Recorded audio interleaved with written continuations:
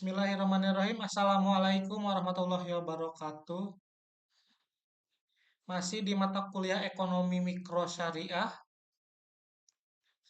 Untuk sekarang di pertemuan ke-8 ini kita akan membahas tentang teori konsumsi dan produksi dalam Islam.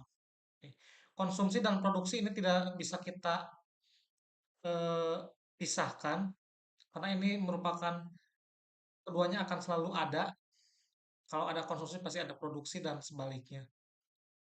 Masih bersama saya Repanda Sayoga MPD, salah satu dosen dari STI Al-Amar Subang.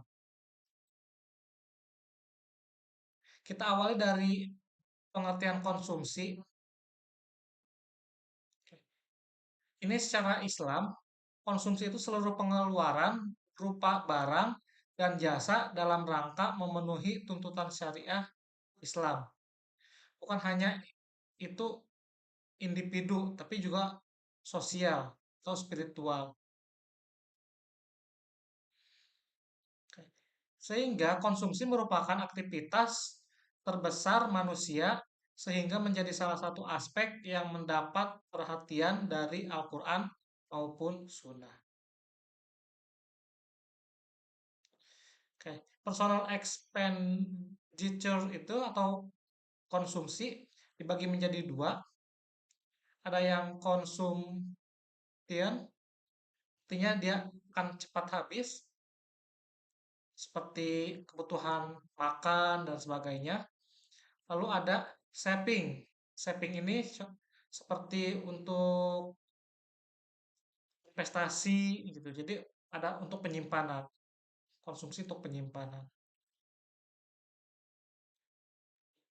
Dasar teori konsumsi konvensional.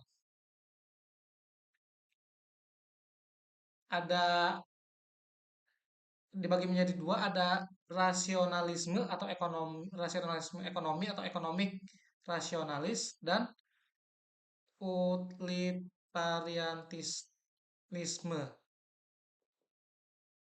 Oke. Rasionalisme ekonomi yaitu setiap konsumen akan bertindak untuk memenuhi kepentingan sendiri sesuai rasio akal manusia. Lalu utility itu adalah nilai barang dan jasa yang memuaskan keinginan manusia. Puasan ditentukan secara subjektif oleh masing-masing individu atau perfect self-interest.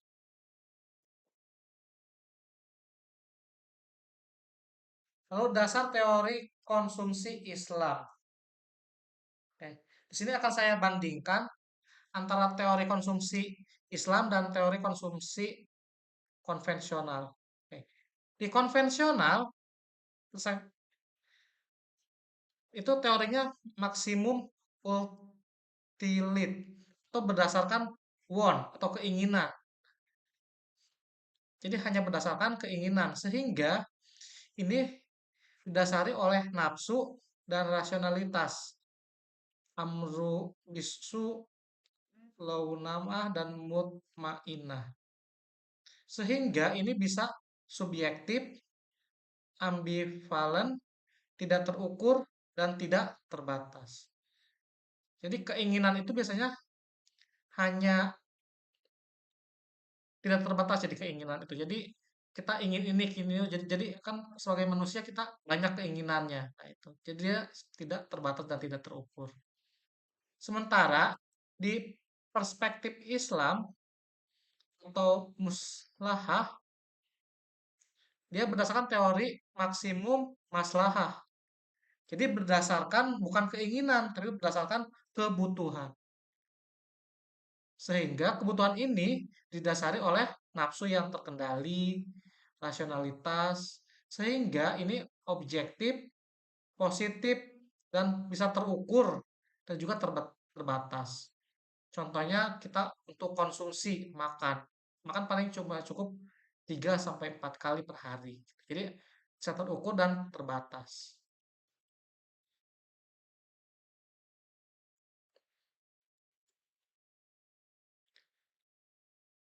Perilaku konsumsi muslim.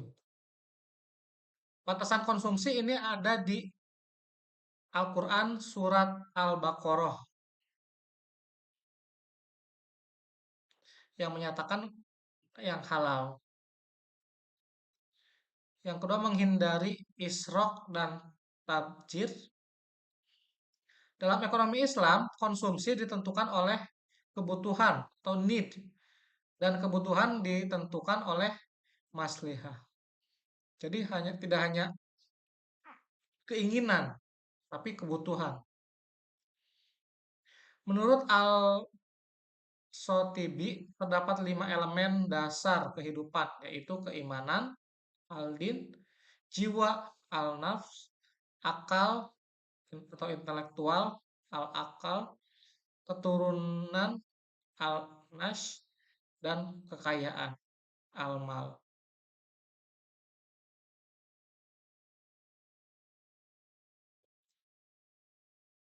Prinsip konsumsi muslim.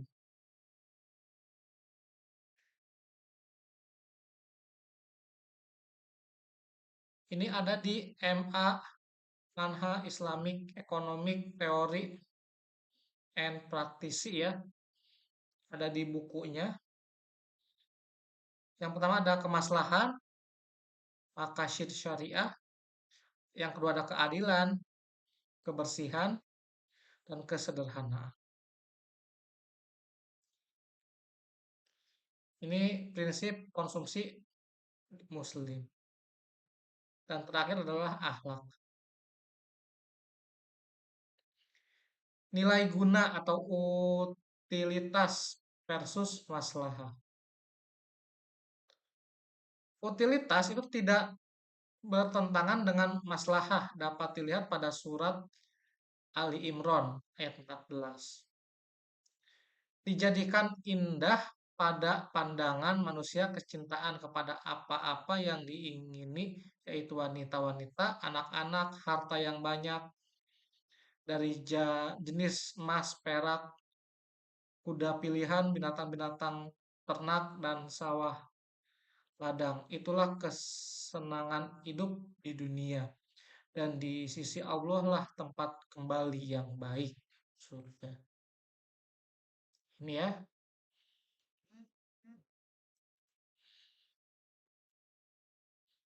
Sekarang kita ke produksi. Produksi itu penyediaan barang dan jasa dengan memperhatikan nilai keadilan dan manfaat atau maslahah bagi masyarakat sebagai sarana untuk mencapai tujuan hidup sebagaimana digariskan dalam agama Islam, yaitu kebahagiaan dunia dan akhirat. Yaitu berusaha mencari rizki halal adalah wajib bagi setiap muslim. Ini hadis riwayat Tabrani. Tujuan produksi dalam Islam, yang pertama itu keuntungan. Tentu ya, harus ada keuntungan sumber daya ekonomi. Selain kedua tersebut, kita niatkan sebagai ibadah juga. Produksi Islam itu penyediaan barang dan jasa meliputi atribut fisik dan nilai atau value. Perilaku produsen konvensional memaksimalkan keuntungan dan mengoptimalkan efisiensi produksi, mengabaikan masalahnya kalau yang konvensional kan. Sementara untuk yang Islam, menurut Islam itu harus mendapatkan masalah. Faktor produksi dalam Islam. Yang pertama tanah, tenaga kerja, modal, organisasi dan manajemen, teknologi, bahan baku. Ini faktor produksi dalam Islam.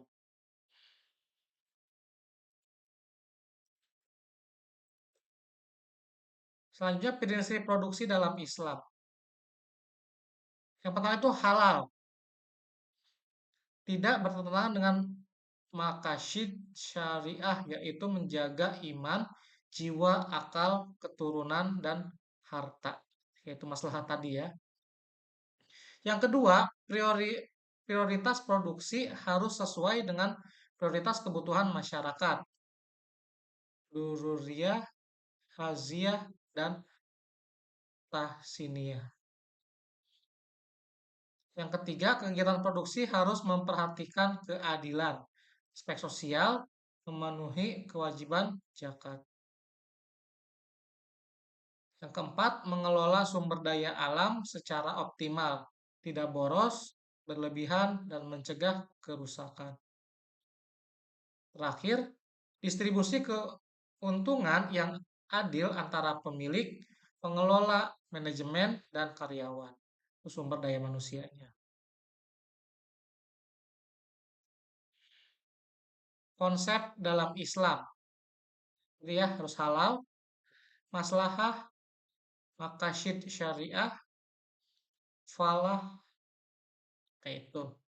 Itu untuk konsumsi dan produksi di dalam Islam. Untuk pertemuan kali ini seperti biasa dikerjakan tugasnya melalui Google Classroom. Untuk hari ini sekian dan terima kasih. Assalamualaikum warahmatullahi wabarakatuh.